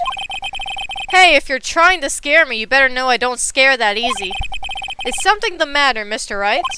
Your Honor, did you hear what the witness just said? The DJ said, "Hey, it's almost Christmas," when he heard the gunshot. Indeed, and almost Christmas means it wasn't Christmas. Do you realize what this means? When he heard the gunshot, it was still Christmas Eve.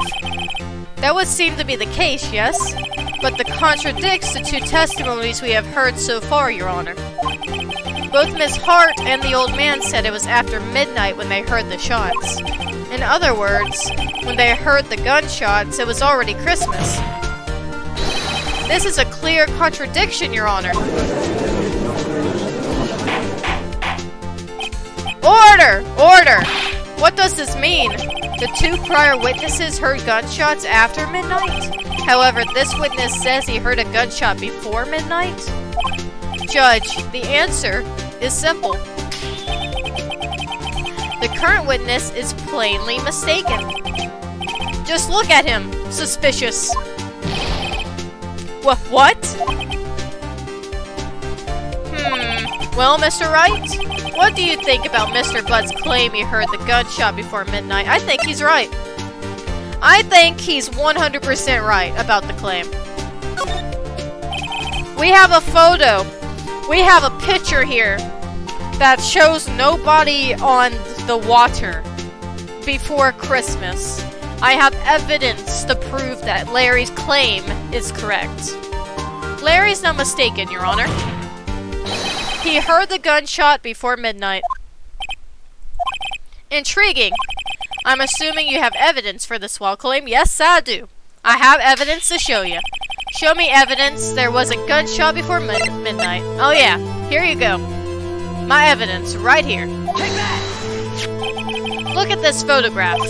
This was taken by our witness yesterday, Miss Loda Hart, with her automatic camera. The timestamp on the photo reads December 24th, 11:50 p.m. Oh? But there's nothing on the lake in this picture. Your Honor, the real issue here is not why nothing is shown in this photograph. It is why this photograph exists at all. What do you mean? Your Honor, this photograph was taken by an automatic camera. That camera was set to go off in response to loud noises. Aha! Correct. There was a loud noise on the lake at 11:50 p.m. That is why this photograph was taken. In other words, when Larry heard that gunshot, it was most definitely still Christmas Eve. Indeed, it would seem that is the case. Then, where does that leave us? Miss Hart testified that she heard the gunshots after midnight. Are you claiming she was mistaken? No, not at all, Your Honor. It is a fact that the camera also triggered a 15 minutes after midnight. Your Honor, that night there were two sets of gunshots with a 25-minute pause between them.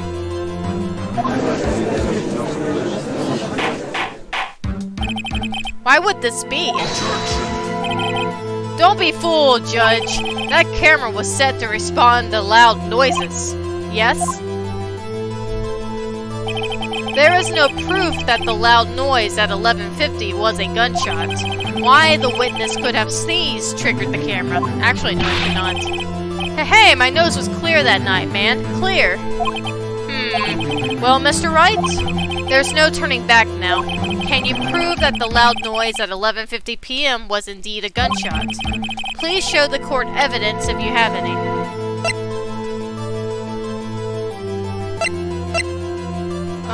Let's see.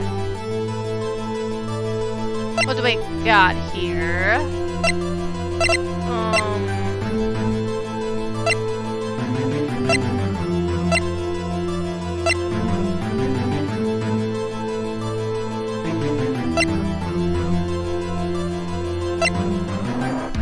I could show the gun. It does say that the gun was shot 3 times. So I could present the gun and that could show that, hey, this does line up to being fired 3 times. I want to also kind of choose the camera, but the camera says... The summary of the camera doesn't really give any information to, like, prove that it was a bullet that it could have detected. So I think I am going to choose maybe the gun as the answer, and if it's not the gun, it's the camera.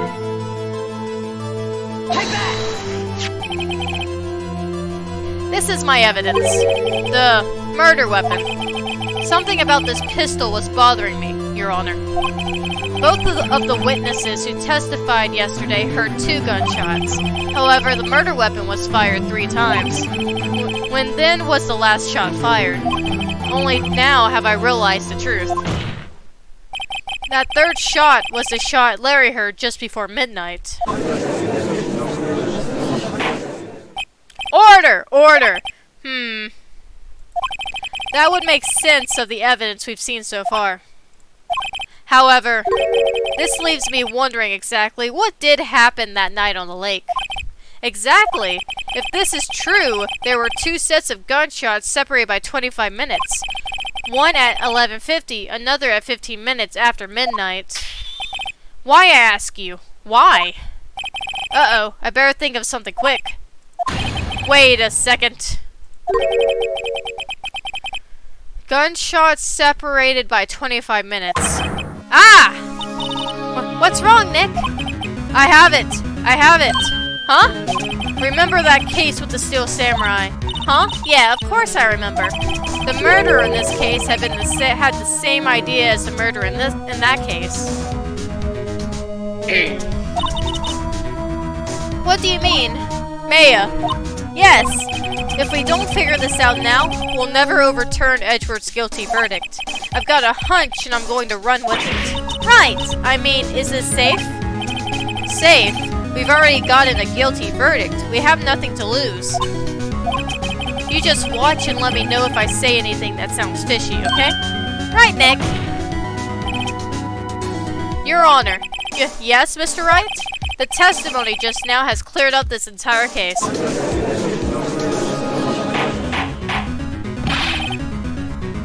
What do you mean, Mr. Wright? Tisk, tisk, tisk. So, you finally realized the truth. There can be no other murderer here than Miles Edgeworth himself. Wrong, Von Karma. A man was shot that night, but it wasn't Edgeworth who did the shooting. Listen, rookie. Take a deep breath and consider the facts.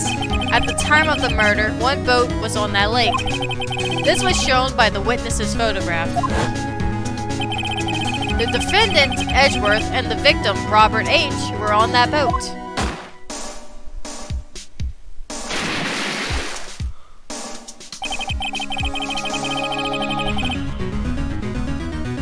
There was a gunshot fired on the boat, and Robert H. fell into the lake. The distance of the shooting was 1 meter. It couldn't have been suicide. Well, the guilty party has to be the other man on the boat. I admit, it is hard to imagine any other possibility. Yes, but this assumes that the victim was shot at 15 minutes after midnight. What do you mean by that, Mr. Wright? We have a photographic evidence of the time of the shooting. The timestamp on the photo says 00:15. But Larry heard a gunshot 25 minutes before that. Robert H. was killed then, 25 minutes before the shot on the lake. That's the only way that Edgeworth could be innocent. Mr. Wright, are you quite mad? Explain who the 2 men on the boat are.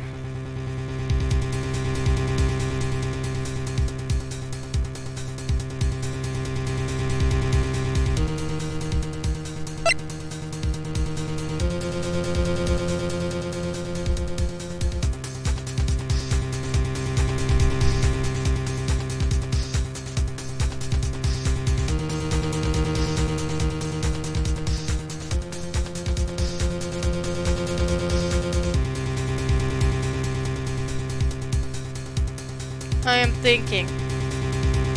So, if the body was shot earlier,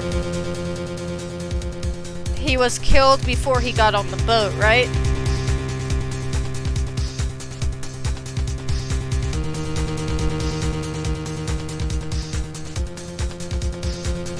And Edgeworth was obviously in the boat with the dead body.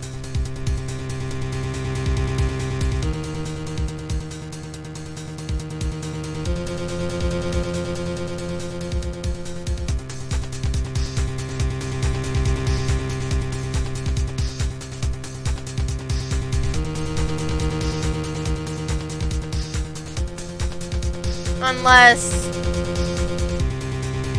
there was another boat. Well, no, this is the last timestamp of it, wasn't it?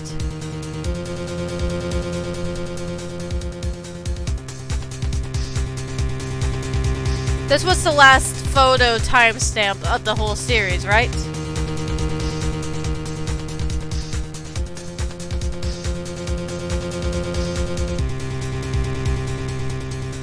Or is this the second photo?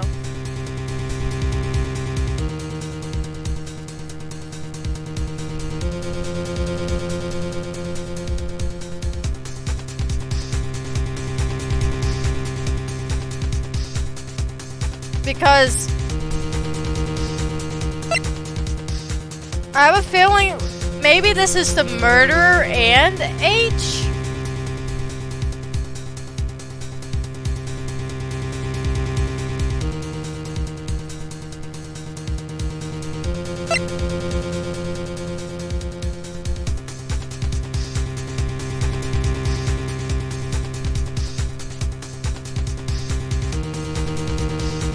Yeah, I guess the second one would make sense.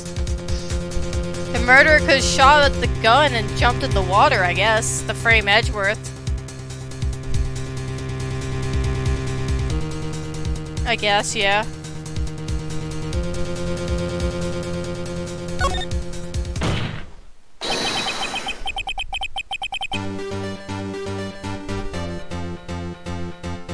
Of course it was Edgeworth and the murderer. After the murderer killed Robert H. at 11:50, he assumed the guise of Mr. H. and met Edgeworth.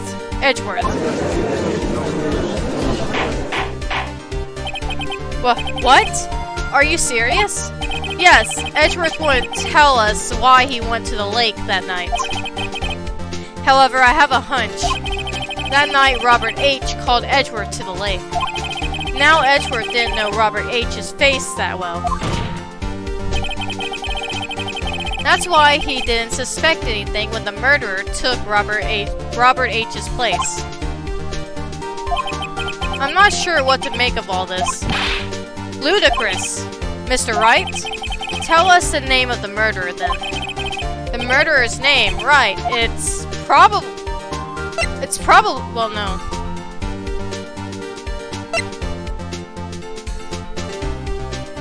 I bet you it's the guy who was testified as innocent. I still bet, because it's not Edgeworth, I'm pretty sure it's not Loda Hart. If it's her, then I will be amazed.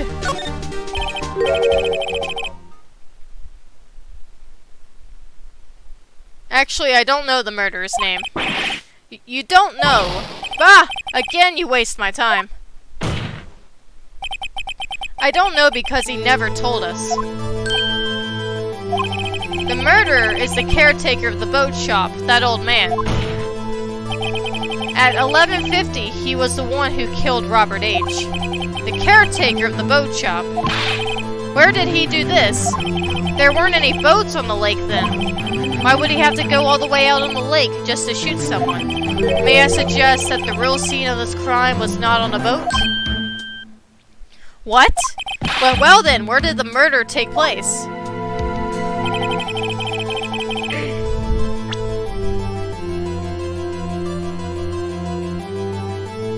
I'm assuming it took place at his caretaker's house?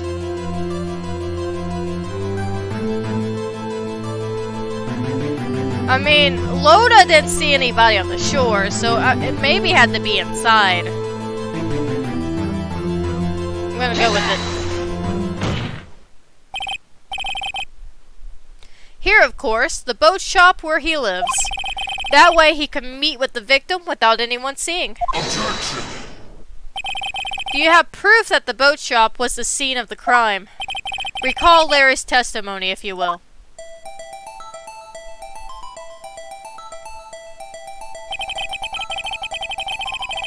That night, he was out on the lake in a boat, searching for something. He finds it and returns the boat. Then, just as he's starting to head for home, he hears a gunshot. You heard a gunshot, Your Honor, even though he was wearing headphones at the time. In other words, the gunshot was very, very close by. And where would that be if he had just returned the boat? The boat shop. Mr. Wright, what happened that night on Gourd Lake? Please tell the court from the beginning. Yes, Your Honor. Nick, are you sure about this? Not really. But I think if I start at the very beginning and take it slow, I might be able to figure this out. That night, the caretaker of the boat shop called Robert H. to his shop. The poor bird covered the bird's eyes. The bird does not need the witnesses. This was around 11:50. That was when the gunshot that Larry heard was fired. After that, the caretaker put on Robert H.'s coat. He became Robert H. Then he got in the boat with Edgeworth and went out onto the middle of the lake. Then who fired the pistol on the boat, Mr. Wright? Miles Edgeworth! He fired the pistol! I'm kidding. The boat shop, the boat shopkeeper did.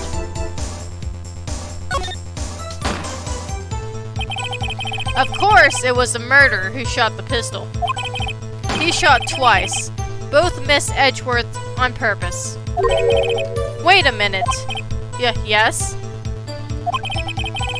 Why would he shoot twice if he didn't mean to hit anyone? Details. Know this, Mr. Wright. The moment you run out of explanations is the moment you lose. Tell us why the murderer had to fire twice. To create a witness.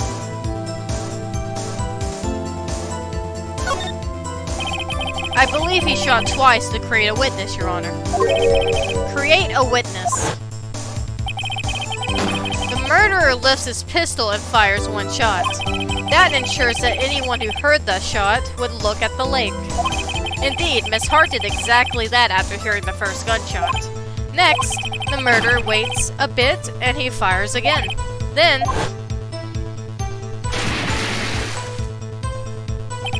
the murderer jumps from the boat himself, leaving the pistol in the boat behind him. I see. To someone looking from the edge of the lake, it would appear that one of the men on the boat had shot the other. The murderer didn't know about the automatic camera, of course. Animatronic. That's why he shot twice to draw attention to the boat. Once you realize that, everything else falls into place. The boat shopkeeper, caretaker, swam back to his shop. Then he put Mr. H's wet coat back on the body and threw the body into the lake. This is what happened, Your Honor. These are the events that transpired that night on Gourd Lake.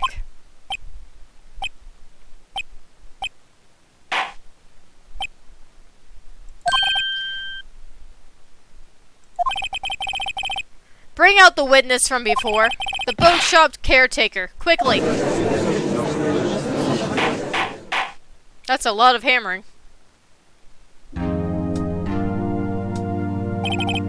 Very well. While we are waiting for the caretaker, I would like to ask the defendant, Miles Edgeworth, a few questions. Mr. Edgeworth, please take the stand. Mr. Edgeworth, you heard what the defense has to say. Yes. Well, why did you go to the lake that night? What Wright has said was mostly correct. Astonishingly so, actually. Yes.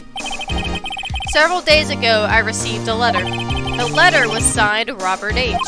He asked me to come to the boat shop by the lake at midnight on Christmas Eve. He said he had something very important to discuss with me. Something important. I'm sorry, I can't say what it was. Your Honor, sir. Bailiff, we are conducting a trial here. I ask that you remain quiet. The witness has disappeared. He isn't at the boat shop either. What? What should I do? But find him, quickly! We cannot allow him to get away.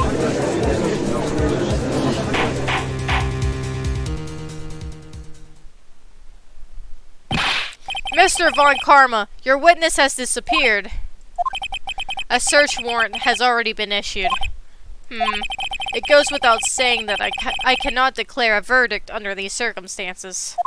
I will extend the trial until tomorrow, the final day allowed.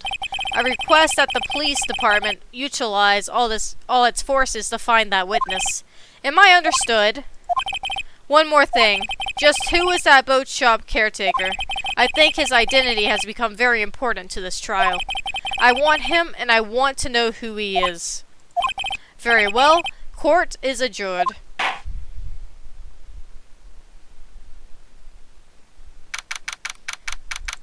(1:22 p.m. District Court, Defendant Lobby Number 2.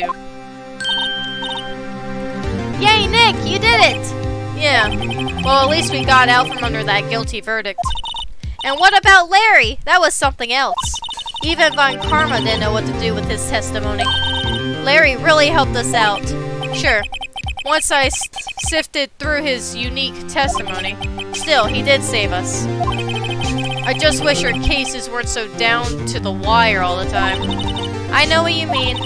Sometimes I feel like it's us on trial instead of our clients. Same. Hey, Edgeworth. Mr. Edgeworth? Did you say something? Don't look so pained.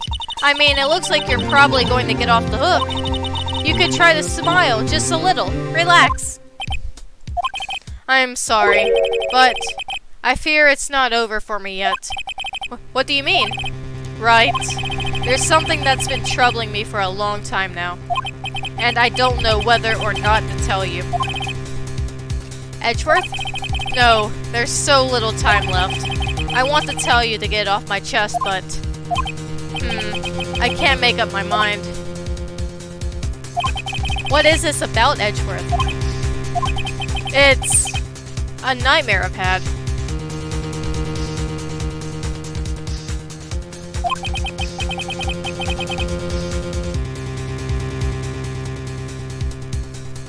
A memory of a crime that I committed. A crime you committed. Please tell me you didn't actually do it, Edgeworth. Edgeworth, please tell me you didn't actually kill the man. A memory of a murder.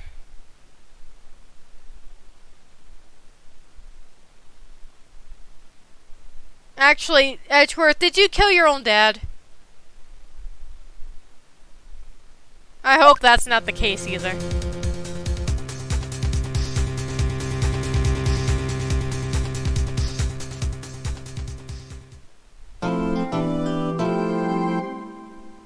Anyway, this seems like a perfect time for a cliffhanger.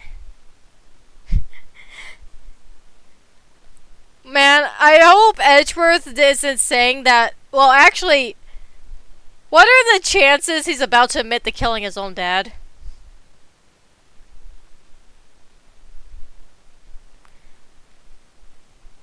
I hope that's not the case, and I'm hoping I'm overthinking that, but who knows? That, or he's saying that he actually killed the person. I hope that's not the case either, but guess we'll find out later, huh?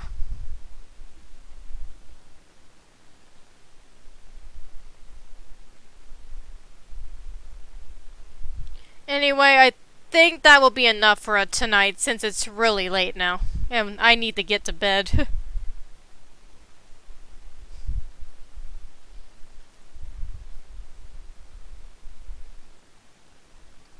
I wouldn't think he would kill his own dad, too. I'm hoping he's just, like, so paranoid that he's dreaming of, that his dreams have created, like, a scenario of a killing. I'm hoping that's the case.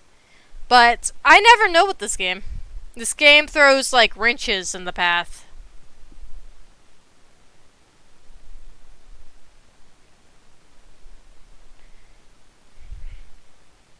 But we'll find that out next time. The next stream and the next video. I wish to everybody watching the stream a good night, good evening, or Edgeworth could be overthinking it, yeah. 100%. Okay, back to what I was saying. I wish everybody a good night, a good morning, or a good evening, depending on where they are. And I hope you all enjoyed the stream. I will see y'all next time in the next video. Sky Night out. Bing and...